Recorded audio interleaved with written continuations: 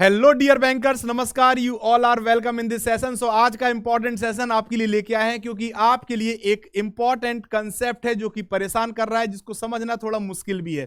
तो उसको आसान शब्दों में समझने का प्रयास करेंगे और उस कंसेप्ट का नाम है कंसिडरेशन। आज हम लोग पढ़ेंगे कि क्या होता है लॉफुल कंसिडरेशन या क्या होता है कंसिडरेशन। तो आसान शब्दों में समझते हैं। कंसिडरेशन की अगर हम बात करें तो section 2D of Indian contract act 1872 में कंसिडरेशन को डिफाइन किया गया है दोस्तों। और कंसिडरेशन एक Latin word quid pro Q से लिया गया है। क्विड प्रो क्यू का मतलब होता है समथिंग इन रिटर्न्स, यानी वापसी में जो कुछ मिलना। ठीक है, अभी हम लोग समझेंगे क्या होता है। जैसे मान लीजिए ए ने बी को कुछ ऑफर किया, ए ने बी को कुछ ऑफर किया। ठीक है दोस्तों, कोई भी चीज ऑफर की, ठीक है, ऑफर किया।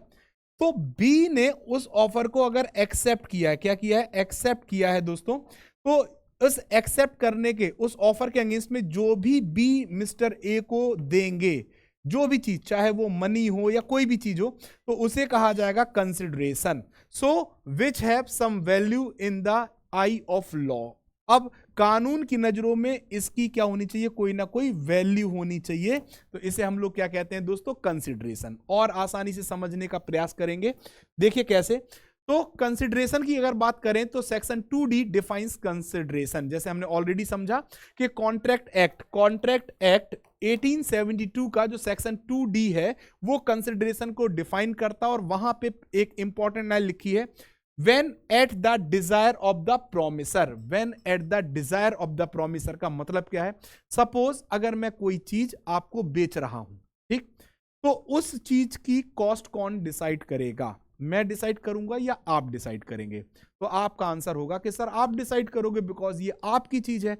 वही चीज यहां पे लिखी है कि when at the desire of the promiser। ठीक है दोस्तों। So consideration can be paid either by the promisee और एनी अदर पर्सन। मतलब इसका मतलब क्या हुआ, इसका मतलब ये हुआ कि जब मिस्टर ए ने, एग्जाम्पल लेके हम लोग समझ लेते हैं। मान लीजिए मिस्टर ए ने हाउस को खरीदने का एक ऑफर और प्रपोजल पेश किया मिस्टर बी के लिए। ठीक है दोस्तों, तो ये क्या हुआ, अब इस घर की कॉस्ट कौन डिसाइड करेगा, मिस्टर ए। इन्होंने कहा ये घर 10 लाख रुपए का मैं बेचूंगा। कितने का बेचूंगा, 10 लाख रुपए का मैं बेचूंगा। अब बी प्रॉमिसी, उन्होंने क्या किया, इस प्रपोजल को एक्सेप्ट कर लिया। ठीक है, और उन्होंने इस घर के एवज में अगर 10 लाख रुपए किसको दे दिए, मिस्टर ए को दिए। तो ये क्या कहलाएगा, कंसिडरेशन। बोथ पार्टी के द्वारा क्या किया गया, कंसिडरेशन। ठीक है, और जब कंसिडरेशन होता है तो कॉन्ट्रैक्ट को रन किया जा सकता है। ठीक है दोस्तों। सो देखिए, अब जब आप कंसिडरेशन करते हैं तो आप 3 प्रकार से कंसिडरेशन करते हैं। ऐसा कंसिडरेशन जो ऑलरेडी डन हो चुका हो, यानी हैज डन और एब्सटेन फ्रॉम डूइंग। ठीक है दोस्तों। दूसरा, या ऐसा कंसिडरेशन जो अभी हो रहा है, यानी डस और एब्सटेन फ्रॉम डूइंग। फिर लिखा है थर्ड, जो हमारा भविष्य में कोई कंसिडरेशन होगा, प्रोमिसेस टू डू और एब्सटेनिंग फ्रॉम डूइंग। ठीक है दोस्तों। जैसे एग्जांपल कि आप कोई ट्यूशन पढ़ते हैं और आपने ट्यूशन की फीस क्या कर दी, ऑलरेडी पे कर दी। क्या कर दी, ऑलरेडी अपने टीचर को पे कर दी। तो ये कंसिडरेशन हो चुका, हैज डन। अगर आप किसी दुकान पे, शॉप पे जाते हैं और आप शॉप पे क्या कहते हैं कि 10 रुपीज का मुझे क्या दे दीजिए, मुझे चॉकलेट दे दीजिए, टॉफी दे दीजिए, बिस्किट दे दीजिए। मान लीजिए आपने कहा कि 10 रुपीज का आप क्या दे दीजिए, बिस्किट दे दीजिए। क्या दे दीजिए, बिस्किट दे दीजिए, है ना, बिस्किट दे दीजिए। क्या दे दीजिए, बिस्किट दे दीजिए। तो अब ये जो 10 रुपए का बिस्कुट आप खरीद रहे हैं, दैट डस और एब्सटेन फ्रॉम डूइंग, अभी ये कंसिडरेशन हो रहा है। और आपने 10 रुपए का दुकान से बिस्किट लिया और आपने कहा कि मैं इस 10 रुपए का जो अमाउंट है वो मैं बिस्किट का मैं टुमारो दूंगा, कल दूंगा, या मैं 25th को दूंगा, नेक्स्ट 25th को दूंगा, 25th ऑफ द मंथ दूंगा। ठीक है दोस्तों। तो जब आप भविष्य में पेमेंट करोगे तो ये क्या है, प्रोमिसेस टू डू और एब्सटेनिंग फ्रॉम डूइंग।